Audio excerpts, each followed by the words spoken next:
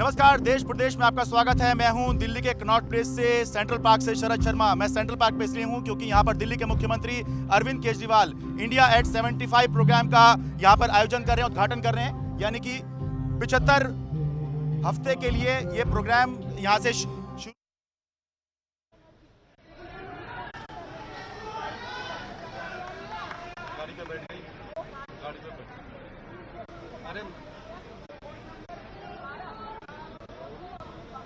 तो इस वक्त सीधे चलते हैं वेस्ट बंगाल कलकत्ता, जहां से ममता बनर्जी जो कि 2 दिन से अस्पताल में थी, वो वहां से डिस्चार्ज हो रही हैं। देखते हैं।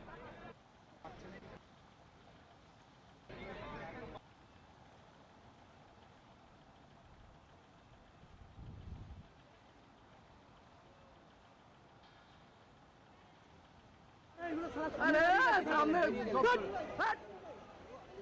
माइक निकालना पड़ेगा।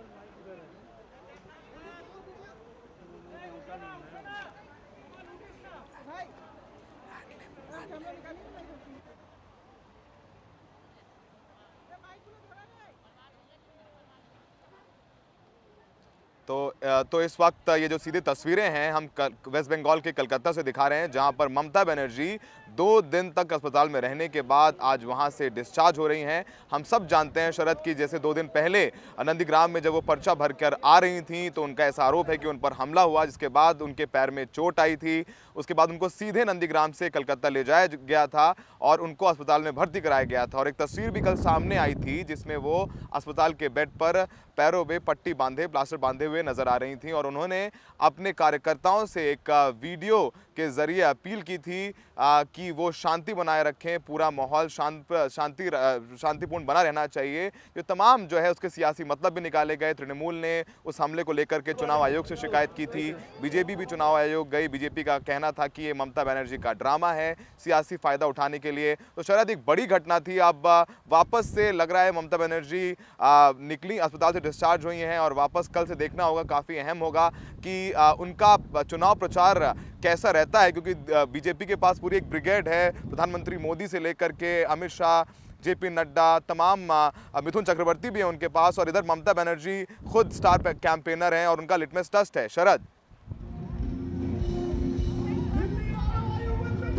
बिल्कुल। और जैसे आपने बीजेपी की ब्रिगेड की बात की, ममता बनर्जी के पास भी अपना जो ब्रिगेड है वो कोई छोटा ब्रिगेड नहीं है। वो मौजूदा मुख्यमंत्री हैं, 10 साल से मुख्यमंत्री हैं। केंद्र में उनके सांसद हैं, लोकसभा में जो अच्छी खासी संख्या में पिछली बार भी जीत के आए थे, इस बार भी 22 सांसद जीत के आए हैं। और प्रशांत किशोर उनके साथ लगे हुए हैं, रणनीतिकार, तो उनको भी बिल्कुल हल्के में नहीं लेना चाहिए। बराबर की टक्कर वो पश्चिम बंगाल में दे रही हैं। और अभी भी जो उनके ऊपर हमला हुआ, तृणमूल के नेताओं ने उस मौके को भुनाने की पूरी कोशिश की है। तो इसलिए अगर हम ये कहें कि बीजेपी की ब्रिगेड बड़ी है, मजबूत है, तो ममता बनर्जी के पास भी जो तैयारी है वो कोई हल्की नहीं है। सौरभ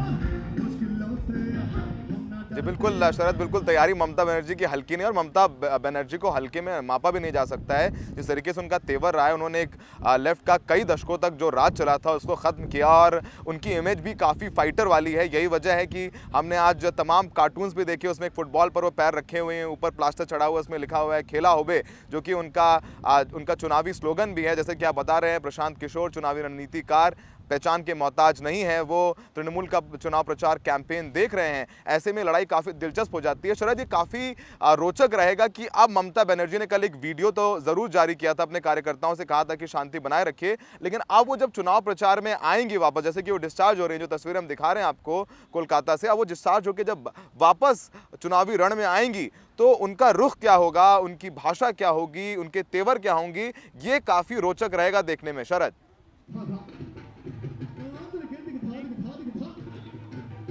रोचक तो होगा ही, क्योंकि चुनाव के दौरान अगर कोई नहीं भी बोलता तो ये भी राजनीतिक हिसाब किताब सोचकर, नफा नुकसान सोचकर ही ये सब तय किया जाता है।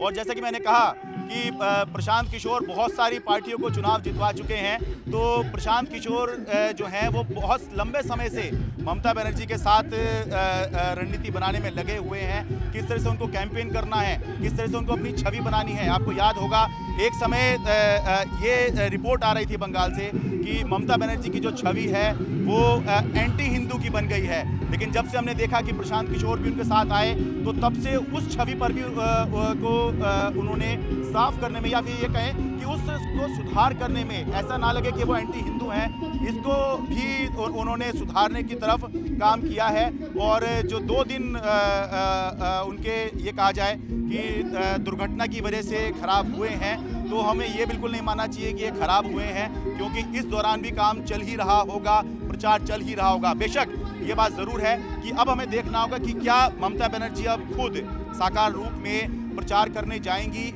या अभी कुछ दिन का आराम उनको दिया गया है। डॉक्टर्स ने कहा है कि आराम करना है, ये अभी तक हमें नहीं पता चल पाया है, लेकिन इतना पता चला है कि फिलहाल ममता बनर्जी डिस्चार्ज हो गई हैं अस्पताल से और अब फिलहाल वो अपने घर जा रही हैं। लेकिन प्रचार होगा या नहीं होगा, या फिर इसी बात का प्रचार होगा कि देखिए ममता बनर्जी के साथ ये दुर्घटना हुई, उनके ऊपर हमला हुआ, जैसा कि तृणमूल के लोग कह रहे हैं, क्या इसी बात का प्रचार जो है तृणमूल के लोग अब अपने कैंपेन में करेंगे? ये अब कल से हमें देखना होगा कि ये किस तरह से जो कैंपेन है ये टर्न लेगा। बताने वाली बात है कि 8 चरणों का चुनाव होना है और अभी पहला चरण भी जो है इस चुनाव का नहीं हुआ है, पर्चे ही भरे जा रहे हैं अभी। जी बिल्कुल, जैसे शरद बिल्कुल सही बात है, काफ़ी अहम हो जाते हैं ये दो दिन, लेकिन जाहिर सी बात है 2 दिन वो अस्पताल में थी शरद, तो उसको लेकर के भी एक सेंटिमेंटल अपीलें कर रहे थे तृणमूल कांग्रेस के नेता। और ममता बनर्जी का कहा जाए जिस तरीके से उनका राइज रहा है पश्चिम बंगाल में, उन्होंने लेफ्ट के खिलाफ लड़ाई लड़ी है। उनका एक तस्वीर काफ़ी वर्ष पुराना अखबार का वायरल हो रहा था जिसमें वो सर पर पट्टी बंधवा रही थी और वो जब लेफ्ट के काडर के खिलाफ लड़ती थी तो वो एक मैसेजिंग ज़रूर हो सकती है जिस तरीके से अस्पताल में थी। और जैसे कि पहले भी हम लोग बात कर रहे थे शरद की, ममता बनर्जी की जो इमेज है पूरी वो फाइटर वाली इमेज हमने देखा है। जब इस बार लोकसभा चुनाव में भी जब सारे दल लामबंद हुए थे, ममता बनर्जी ने सबसे अच्छा किया था। भले इधर मायावती और अखिलेश यादव की दोनों पार्टियों को करारी हार मिली थी उत्तर प्रदेश में, और एक दल जिसने सबसे अच्छा किया था वो ममता बनर्जी का तृणमूल कांग्रेस, वो भी सौरभ, मैं आपको बीच में रोक रहा हूं, हमारी सहयोगी मोनिदीपा बनर्जी लाइन पर है। मोनिदीपा, अगर आप मुझे सुन सकती हैं तो क्या ममता बनर्जी घर के लिए निकली हैं और क्या अभी कुछ इस बारे में जानकारी मिल पाई है? हालांकि अभी बहुत जल्दबाजी है कि क्या वो भी कैंपेन कर सकती हैं या उनको आराम करने के लिए कहा गया है?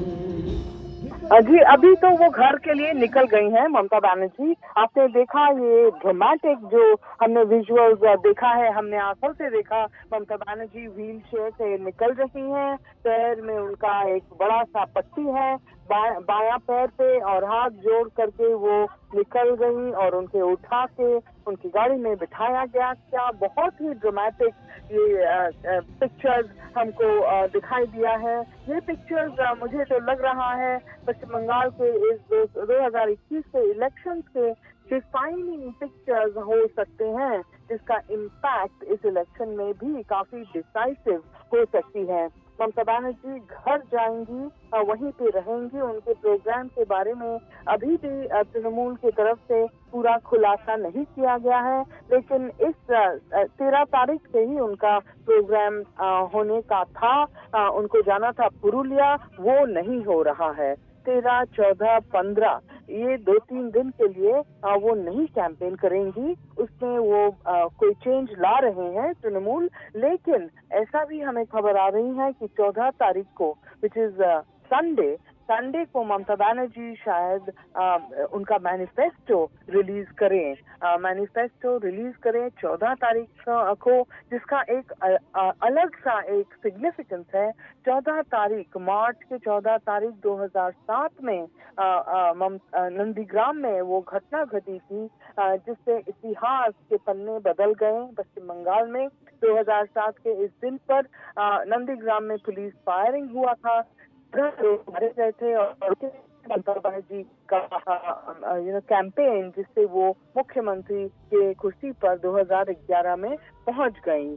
और यही ये 14 तारीख को मैनिफेस्टो रिलीज हो सकती है, लेकिन बाकी जो प्रोग्राम्स हैं वो उसमें कुछ देरी होंगी, बट ममता बनर्जी निकलेंगी कैंपेन करने के लिए। जैसे आपने कल उनके वीडियो मैसेज में सुना था, वो कैंपेन करेंगी। उन्होंने कहा जरूरत हो तो वो व्हील चेयर में ही कैंपेन करेंगी। तो मैं जब आज सुबह थी हल्दिया में, जहाँ पे शुभेंदु अधिकारी का एक धमाकेदार रोड शो हुआ, ज्यादा लंबा नहीं पर काफी कलरफुल रोड शो हुआ और नॉमिनेशन फाइल करने के जाने के वक्त, तब मैं बस यही सोच रही थी कि एक तरफ ये विशाल बीजेपी का रोड शो जिसमें शुभेंदु जा रहा है और दूसरी तरफ ममता बनर्जी व्हील चेयर में बैठ के कैंपेन कर रही हैं। आप सोच लीजिए ये क्या चित्र आएगा हमारे सामने, हमारे वोटर्स के सामने, और इसका क्या इम्पैक्ट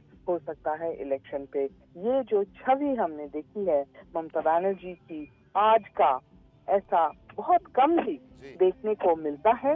और सबसे इंटरेस्टिंग बात है जो कोई आपके मेरे पहले जो बोल रहा था, वो कह रहे थे कि अगस्त 16, 1990 उनको ममता बनर्जी को सीपीएम के गुंडों ने मारा, डंडा से मारा, उनके सर पे चोट लगी, और वो चित्र अभी भी फेमस है। वैसा ही आज का चित्र जी मोनी दी ऐतिहासिक होगा। जी, तो ये जी हमारी सहयोगी मोनी दी बता रही थी वेस्ट बंगाल से कि ममता की इन तस्वीरों का क्या इम्पैक्ट होगा वेस्ट बंगाल पॉलिटिक्स में। फिलहाल देश प्रदेश में वक्त हो चला है एक छोटे से ब्रेक का।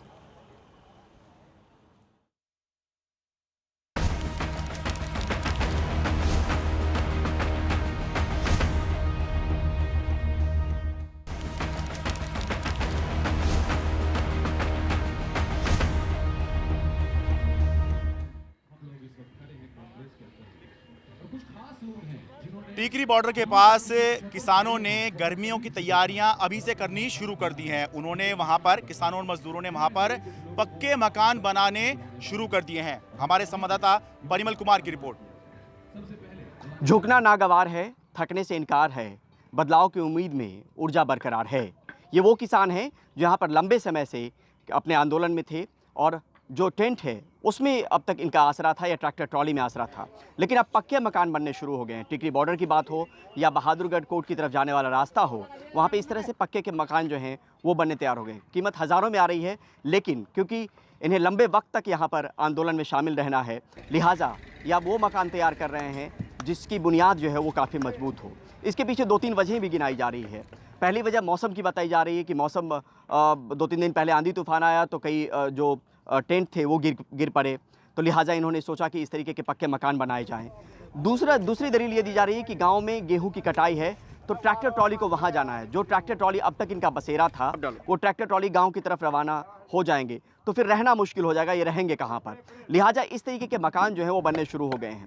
और मकान के बारे में अगर आपको बताएं तो कीमत कहीं पे 20,000, कहीं पे 25,000, इस तरह की कीमत जो है वो आ रही है।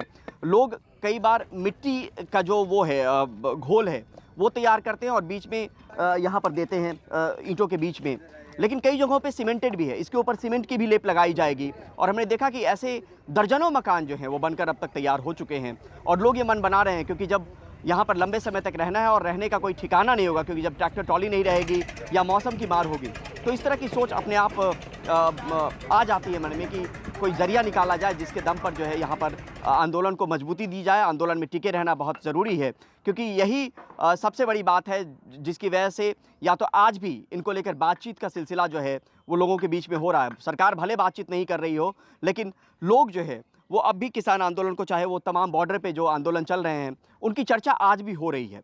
बड़ी वजह यह है कि आज तक ये यहाँ पर टिके हुए हैं और आगे अगर टिके रहना है तो इनको एक आसरा चाहिए, इनको एक छत चाहिए, और छत को लेकर पक्के के मकान जो है वो बनाए जा रहे हैं। जगह जगह हमने देखा कि कई जगहों पे सीमेंटेड वॉल जो है, जो ईंट की जुराई हो रही है वो सीमेंट के जरिए हो रही है। यहाँ पर ये बता रहे हैं कि जो जुराई की जा रही है वो मिट्टी से की जा रही है, ऊपर से सीमेंट का घोल उस पर लगाया जाएगा। तो इसके पीछे दलील भी ये दी जा रही है ताकि ये जो मकान है वो ठंडा रहेंगे, ठंडक रहेगी, क्योंकि गर्मी जो है वो आ चुकी है। तो शरद, जहां पर आप हैं कनॉट प्लेस में, वहां पर दिल्ली के मुख्यमंत्री अरविंद केजरीवाल पहुंचे हैं। जरा दिखाइए हमारे दर्शकों को कि क्या कुछ है माहौल, और वहां पर एक बड़ा आउटरीच कार्यक्रम कर रही है दिल्ली सरकार देशभक्ति को लेकर के। शरद, देखिए मेरे ठीक पीछे ये कार्यक्रम चल रहा है, इंडिया एट 75 इस कार्यक्रम का नाम है। पूरी दिल्ली सरकार की पूरी कैबिनेट और सारे विधायक जो हैं वो आए हुए हैं, और ये इंडिया एट 75 का ये बलून यहाँ पे प्रतीक के तौर पे लगाया हुआ है। और सबसे जो दिलचस्प और जो हमारे देश की धड़कन है या हमारी धड़कन है वो ये तस्वीर है कि कनॉट प्लेस में 207 फीट ऊंचा ये जो तिरंगा है, इसी की तर्ज पर दिल्ली सरकार ने इस पूरे 75 हफ्ते का जो प्रोग्राम बना रही है 15 अगस्त 2022 तक के लिए, पूरी दिल्ली में 500 जगह ऐसे तिरंगे लगाए जाएंगे।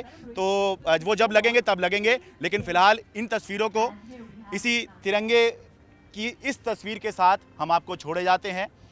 आप देख रहे थे देश प्रदेश, एनडीटीवी इंडिया में खबरों का सिलसिला लगातार जारी है।